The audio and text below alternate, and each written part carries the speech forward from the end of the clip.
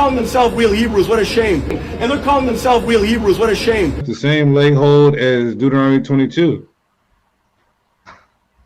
Could you read it for the audience though? Like, could you pull it up and read it in context? I'm just trying to make sense of that. To me, when I read it, it clearly is saying that his mother and father, they laid hold on him. They forcibly took him to the priest, and they judged him for, acting up. So I don't see how you could make that correlation. And yes, the reason why I'm asking you this, because it's using the same exact wording in the next chapter, Deuteronomy 22 and say 28, right, where the man lays hold on the woman. There, it's clearly talking about he forcibly takes her. But a clear example of this also taking place is in the previous chapter when the mother and father laid hold on the son. So let me ask you this.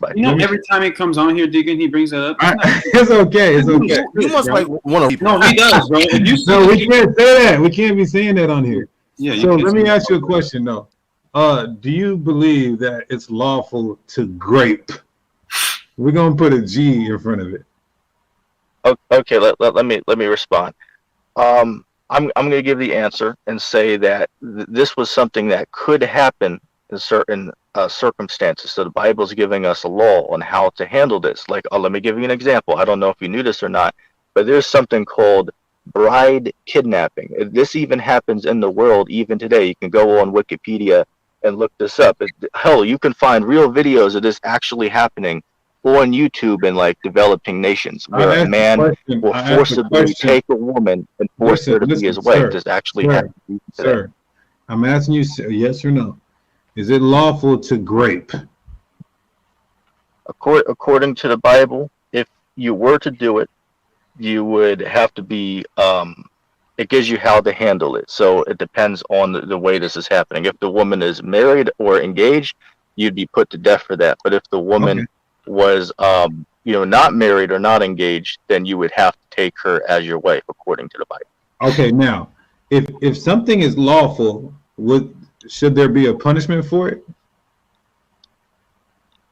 Well, it's simply explaining how to do it. Like, say, for an example, just like with polygamy, right? The Bible says. I'm calling my response. I need you. Listen. Yep. I am almost 5 hours in with a headache, trying to be as calm and patient as I can. So, if something is lawful to do, would there be a punishment for it? No. Now, would you please allow me to give a response real quick? Yes, after I give mine, and then we're going to end it here.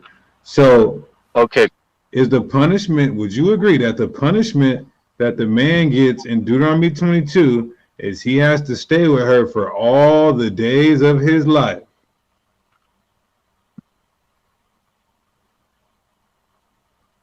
Have a good night. Yeah. Have a good night. Have a good night, sir. Have a bad night. That's how you cut somebody. I want to give all the praises and the honor to YAHAWAH BaHaShem, YAHAWASHI BaHaShem, RAWCHAA QADASH, and double honors to the elder apostles and the elder bishops of Great Millstone. Honors as well to you, brethren, you fellow believers and followers of this truth, and shalom to the elect.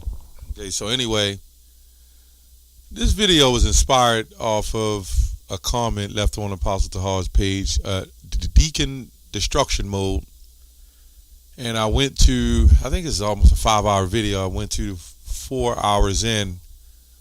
And this guy from End Times Teachers, I believe, he was doing pretty good. And at the end, I guess he was trying to think of a way to say it where it didn't sound the way it would have said.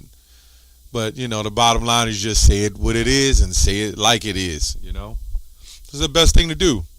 And then you cover your tracks, right? Which, when you're dealing with the truth, you're not really covering anything. You're exposing everything else. So anyway, the Deacon Haka of Deacon Destruction Mode asked him a couple of questions about, is it lawful?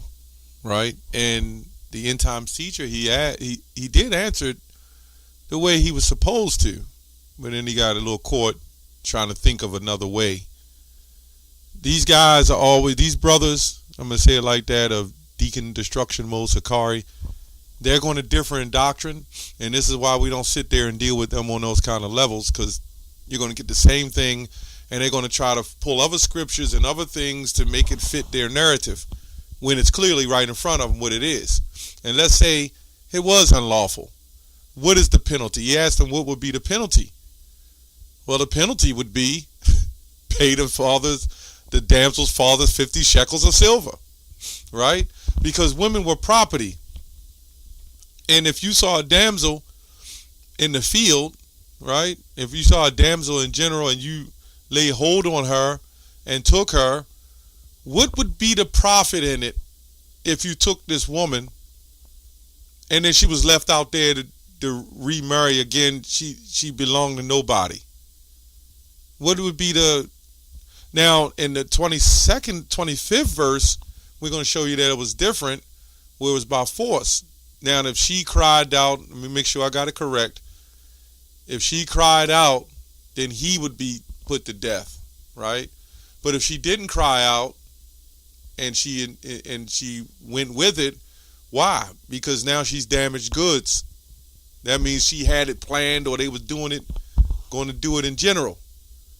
See, at the end of the day, if there's a woman that belongs to another man and you lay with her, you pretty much, forced on her, man. Because according to property rights, she belonged to another man. That's why I said thou get a possession. So anyway, we're going to go into the scriptures to prove a lot of this. And the precepts. I believe Apostle Tahar did a video on Exodus 22 and 16. Is it the same? I looked at a lot of it, but I'm go into it as well. So let's go to Deuteronomy 22 and 28. And understand Deuteronomy 22 and 28, we're going to have to go to Deuteronomy 22 and 25 first. Actually, I think it's like Deuteronomy 22 and 22. Let's go to 25. If a man find a betrothed damsel in the field, and the man force her and lie with her, then the man only that lie with her shall die. But unto the damsel thou shalt do nothing. There is in the damsel no sin worthy of death. But see, even though that may have still happened, and you do nothing to the damsel, she has still been violated. And you kind of take that value. So it says, for as a man rises up against his neighbor and slayeth him, even so is this matter. This is where we go into the term, the mental aspect of it. And if she laid there when this man forced her and she was enjoying herself, then she would have been, damaged goods, as we say. For he found her in the field, and the betrothed damsel cried, and there was none to save her, right? So they look at this word that we see that's very controversial, and they can't get the Western culture part of it out of their mind. This word can mean two different things, just as we see Gentiles, just as we see strangers. It can mean the same thing, but apply in different contexts because the meaning of it is different, right? So now we go back to Deuteronomy 22 and 28, and it says, if a man find a damsel that is a virgin that is not betrothed, and lay hold on her, and lie with her, and they be found, then he should give the damsel's fathers 50 shekels of silver. I can just quote that. So we're going to go into the Strongs, right? The Strongs, and it says, if a man encounters a virgin who is not pledged to be married, it overpowers her, and with the R word, which it says here. So we see that overpowers her, right? It says he overpowered her to catch, handle, lay hold on, and grab her up, and then takes her. We know the R word. Then then he shall give the damsel's father 50 shekels of silver. Now, when you look into the old Bible, the lay hold. And this word that everybody has in Western culture, don't understand that word, some of these words didn't exist till later. In fact, let's go to it real quick. Let's go into the online etymology and see about when this word came about. Because when you read the Bible of the 1300s, the John Wycliffe Bible, it says something totally different. It says, who commits lechery, who grabs her and commits lechery, is what it was called. And that was a sexual act. It says this word, seize, to prey, to abduct, to carry off by force. So this word can really mean what it mean more so in the 25th verse, more so than the 28th verse, but it still goes because it says to ravish, to seduce, you know. It doesn't have any origin timeline on this word, but we know it was one. Oh, late 14th century means to seize and to plunder. Okay? That's what it means. So, in fact, when you look in the other definitions, that's what it says. So we see here, it says, and we'll get Exodus 22 as well. Deuteronomy 22 and 28, because they'll look at the precepts. If a man encounters a virgin who is not pledged to be married, that means to be betrothed or engaged, and he overpowers her, and it says here, I'll just say the word, and rapes her, right? To lie down with her, sexual relations, and they be discovered, then he should give the damsel's fathers 50 shekels of silver. There's a whole lot on here, but I want to get to some commentary on it as well. It says in 28 and 29, of the intercourse with the virgin not betrothed, the man shall pay the bride price. See in Deuteronomy 22 on down, and marry her without power of divorce for seduction, Exodus 22 and 16, and that's what we'll get next. To show you the difference, it says, the last case, if the virgin was not betrothed, a man seized her and lay with her, and they be found and discovered or convicted of their deed, right? So they're still calling it a crime according to commentary, right? The man was to pay the father 50 shekels of silver, kind of like a restitution, or kind of like when you go out and you commit a crime and they give you some form of work duty, right? They I forgot what they call it, but if you commit a crime and you go to court, and they'll tell you that you must either pay some restitution if you stole some money, or you got to go to some form of work detail, or what they call community service. You get the point. So let's go back here. It says here, so let's go back to the commentary here. So there was a penalty, as if that, it's not saying that that was a common thing, but if a man didn't contain himself, he took property that didn't belong to him, then he had to pay for that property. Again, a form of restitution. Let's look up restitution. Let's see what that means. I don't know if that's the correct word to use in this situation, but let's see. The restitution, making good of giving equivalent for a crime, debt, or injury. Okay, I guess that's another way you can look at it, right? And we would just say that was something that happened. I'm just saying, in the mindset that they're speaking in, is it lawful? And if it wasn't lawful, is it a crime? And if it is a crime, what did you do when it comes to that so-called crime? Now, what we're saying, it wasn't illegal to do. It was just something that you would do, and if you did do it, there would be a form of restitution, right? It was business. Okay, so let me go to another one.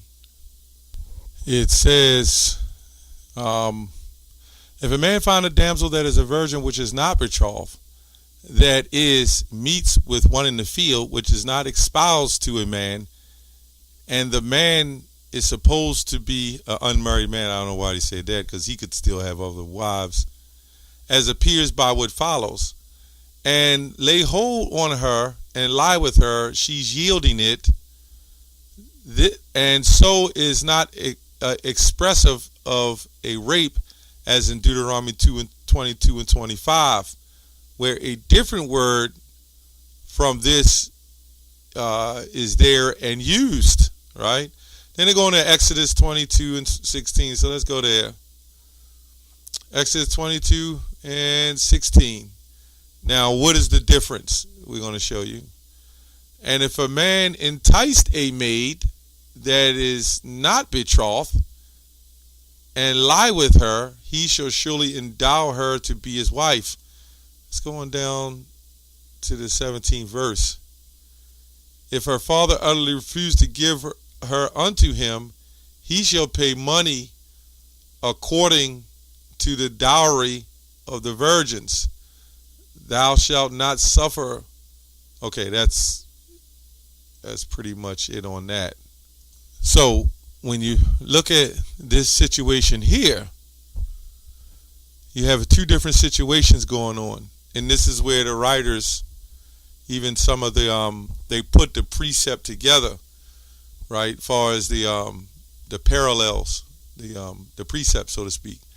If a man entice a maid that is not betrothed, right, and lie with her, this is totally saying something different. This word entices changes everything. We're going to show you. He shall endow her to be his wife. Right? And it says, if a man entices a maid is not betrothed and lie, it should surely entice her to be his wife. If her father utterly refuses to give her unto him, right, he shall pay money according to the dowry of the virgins. Why? Because he's already laid with her. We're talking about two different things. So let's go here. Let's go here to the Strongs. See what the word says. Now we saw the R word in the other one. Now when you look at the Strong's lexicon, it says, if a man seduces, which is another word, entice, you can even use guile in there. If a man seduces a virgin who is not pledged to be married and sleeps with her, he must pay the full dowry for her, right? Dowry means to obtain, acquire by paying purchase price. We see this is all property, right? And business. So when you look at Deuteronomy 22 and 28, which is different from 22 and 25, the man didn't entice her, he took her. And it says, then he must pay the damsel's father's 50 shekels of silver. Totally different situation. The situation changes with the lay hold in the R word than the seducing. That's what makes the big difference. See, the same kind of situation, but it's a little different because the only difference is the man went and took her. Right? That's the only difference. In Exodus 22, you look at it as seduction. To be open, spacious, open wide, to make this is totally different than saying lay hold. Now, also in this situation, she was succumbed to it. She was enticed by him. You know, just like when you go and you have a girl, I'm a little old school, and you would bring your, woman that you had to the father, and he would either agree with you, with her being with you or not. Right? It says to deceive and persuade, to be open-minded, to be naive, to entice, to deceive. So another word for seduce is deception. Gullible, which means guile. That's what I said before. To be persuaded. That's the difference. That's the difference. And not every time you would have had the man that just laid with her, he would have tried to, just get with her. Right? But if he wanted a woman, and especially in that time, he would take the woman. The only difference was in Exodus 22, it was an enticement. And in Deuteronomy 22, it was a different scenario. He actually took it. And it clearly says two different things. Let's go back to Deuteronomy 22. And you can go to the other translations. Let's go to even the NIV. The NIV translation, what it says. If a man happens to meet a virgin who is not pledged to be married, and he takes her, or with the rapists her, ravish her, let me say that, and they are discovered, he shall pay the father 50 shekels of silver. He must marry the young woman, for he has violated her. He can never divorce her as long as he lives. A man is not to marry his father's wife. Okay, it goes on. So we can see the difference. We can see the big difference here. So the question is, with the end-time teacher, if he thought it to be unlawful, what would be the so-called penalty? I'm just saying, so-called. If that's the case, let's say it was unlawful and you looked at it as that. Well, the penalty would be you have to pay the damsel's father 50 shekels of silver. So how is that really a penalty, right? If you got Jake that's got money like that and able to take a woman and do that, it would still be beneficial to him. It would be beneficial to the woman because of business. That's the difference, right? That's the big difference. If it was now he did question, is it lawful? Is it unlawful? Right? And it doesn't necessarily say it was against the law. That's what they wanted to say. Okay? It was just provisions in hand that's what you did. It was a form of restitution that you had to pay if you did something like that. Anyway, that's all I have on that. Shalom.